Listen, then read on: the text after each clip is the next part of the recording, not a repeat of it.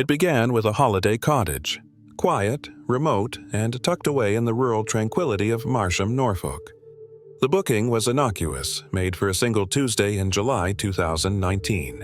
When a plain white van pulled up the gravel driveway, it blended seamlessly into the pastoral backdrop of the English countryside.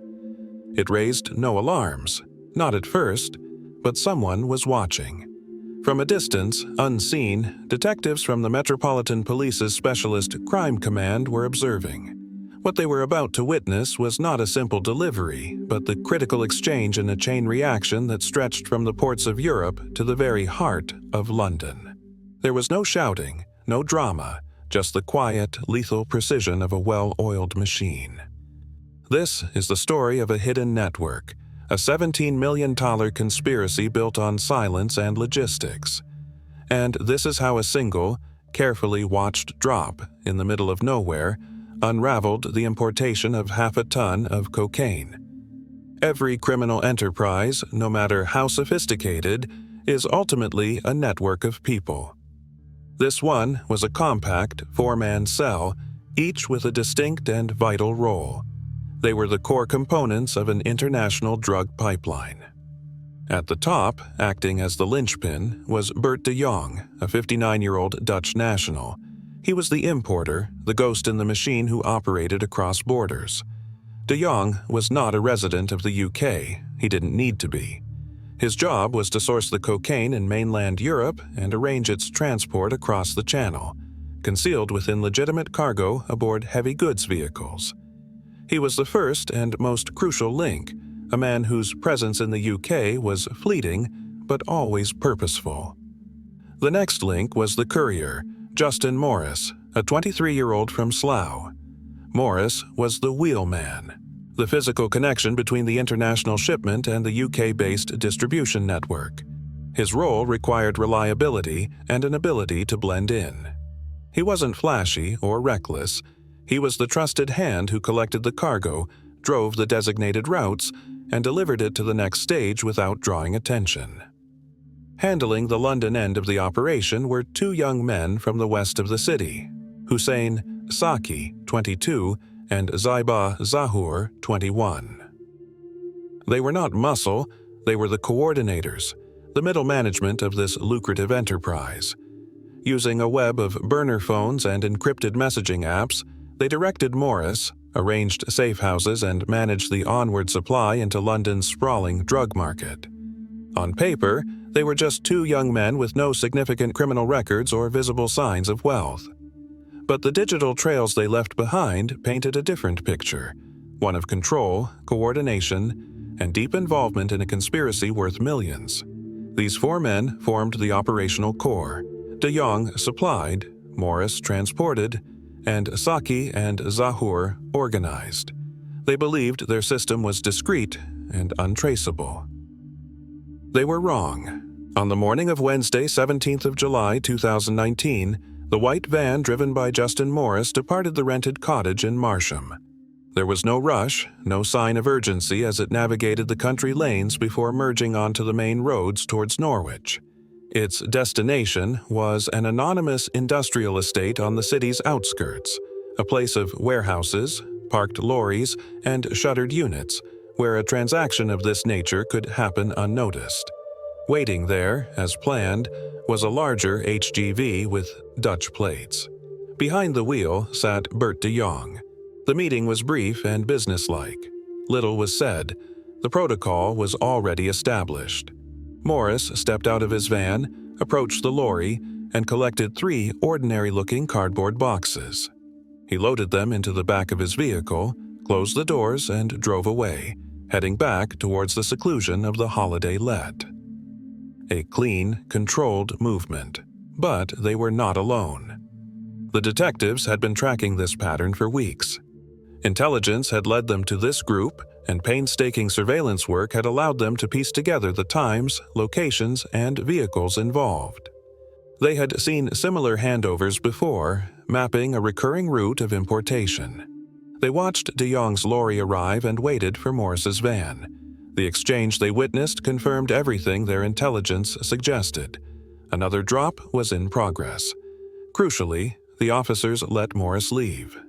Stopping him at the industrial estate with de Jong present would have been one option, but the police had a wider strategy. Watching the handover was one thing. Intercepting the cargo and proving what was inside was the next, more critical step.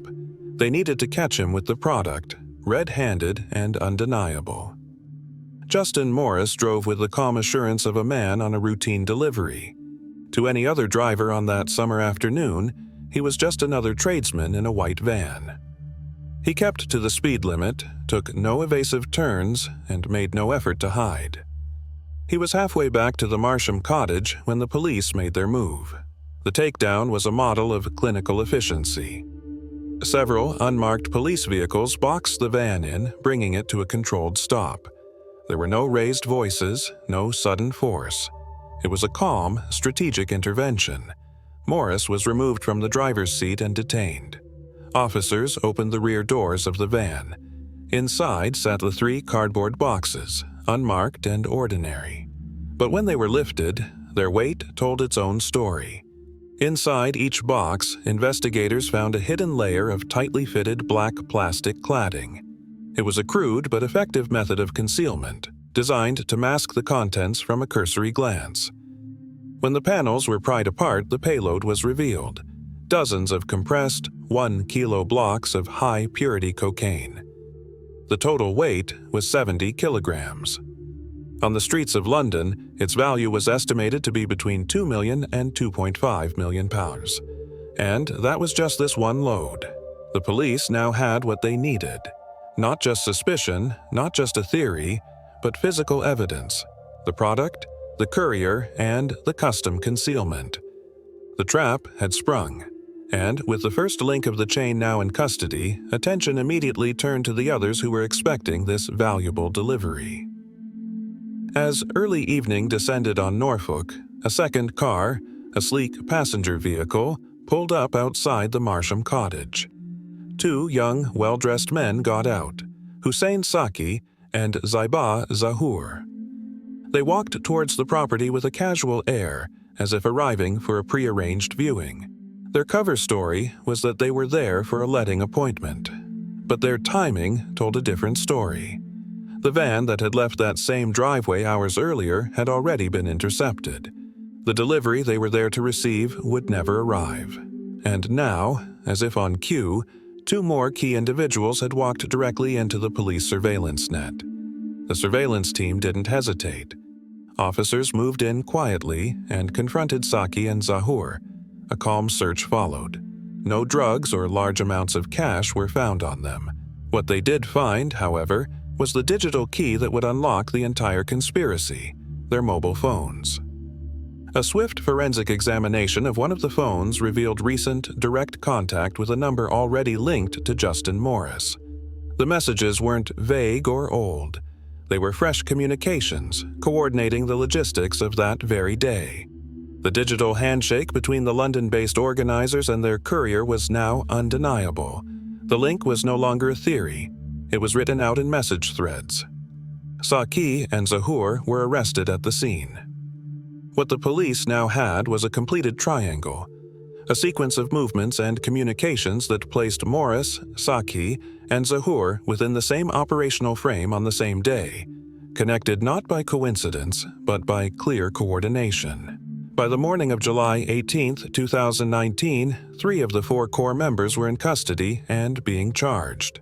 But one name was still missing from the arrest sheet: Bert de Jong, the man who had handed off the boxes and slipped back across the border. Investigators knew he would be back. His role was cyclical. On the 23rd of July, just 6 days after the handover, de Jong returned to the UK. This time, officers were waiting for him at the point of entry. He was stopped and detained before he could proceed any further. No drugs were found on him, and he carried no incriminating physical packages. But like the others, his phone told the real story. Hidden among the messages, analysts found a clear pattern. After each successful drop, de Jong would send short, coded digital signals back to his contacts in Europe to confirm the delivery. He called them tokens. Each token was timed within hours of a known handover, including the one in Norwich. To investigators, this was the final piece of the puzzle. De Jong immediately denied knowing what he was transporting, claiming he was just a driver paid to make deliveries. But the phone evidence shredded his defense. It showed a trail not just of involvement, but of control and confirmation. He wasn't just a mule, he was a manager in the supply chain. With all the 4 men now in custody, the investigation moved from fieldwork to deep analysis, preparing a case so watertight it would be impossible to deny. The cocaine drop in Marsham was the breakthrough, but to secure convictions for a long-running conspiracy, detectives had to prove this was no one-time deal. They needed to demonstrate structure, repetition, and intent on an industrial scale. The answer was found not just in the digital ether, but in simple ink and paper. Tucked away among evidence seized during the investigation, officers found handwritten ledgers. They were simple, structured, and brutally clear. Names weren't used, but coded identifiers were, alongside dates, weights, and drop locations. Line after line detailed a history of transactions, the kind of meticulous records you only keep when tracking a multi-million-pound operation. Investigators painstakingly cross-referenced the entries in these ledgers with the mountain of digital evidence they had collected. The dates on the ledgers matched travel data showing de Jong's repeated crossings into the UK. The quantities listed corresponded with activity spikes on the burner phones used by Saki and Zahur. The drop locations aligned with GPS data recovered from Morris's van on previous trips. The total was staggering. The ledgers documented the successful importation and distribution of almost 500 kilograms of cocaine over several months. This wasn't speculation. It was written down by the gang themselves. The 70 kilos seized in Marsham were just one shipment in a long and profitable chain. The total street value of the conspiracy was estimated at over $17 million. The gang hadn't collapsed because someone talked. It collapsed because every message, every movement, and every transaction had left a trace. In the end, their own careful bookkeeping became their final undoing. On Monday, 7th April 2020, at Kingston Crown Court, the trial of Bert de Jong, Hussein Saki, and Ziba Zahur began. Justin Morris, facing overwhelming evidence, had already pleaded guilty the previous month. Over 4 weeks, the prosecution laid out its meticulously constructed case. They presented the jury with a clear timeline built from surveillance footage, phone data, and the damning handwritten ledgers. The 70 kilos seized in Norfolk were presented as just one piece of a much larger jigsaw puzzle. The defense arguments were predictable. De Jong's counsel argued he was an unwitting dupe, a simple delivery driver who didn't know what was in the boxes. Saki and Zahur's legal teams attempted to distance their clients from any controlling role, suggesting their involvement was minimal or circumstantial. But the weight of the evidence, from shared phone contacts to coordinated movements and their own financial records, made the prosecution's case difficult to refute. The jury returned with unanimous verdicts. All 3 were found guilty of conspiracy to import and supply Class A drugs. Saki and Zahur were also convicted of a second count of conspiracy to supply cocaine within the UK. On Monday, 19th May 2020, they returned for sentencing. The judge described the group as highly organized and deliberately discreet, motivated purely by profit and contributing to serious harm across London. The sentences reflected their roles. Bert de Jong, the 59-year-old importer, received the longest sentence, 15 years in prison. Hussein Saki, the 22-year-old London coordinator, was sentenced to 14 years. Justin Morris, the 23-year-old courier who had pleaded guilty, was sentenced to 12 years and 6 months. Ziba Zahur, the 21-year-old co-organizer, received a sentence of 6 years and 10 months, a total of over 47 years behind bars. The silent, efficient network that had funneled half a ton of misery onto the streets had been systematically dismantled piece by piece, trace by trace.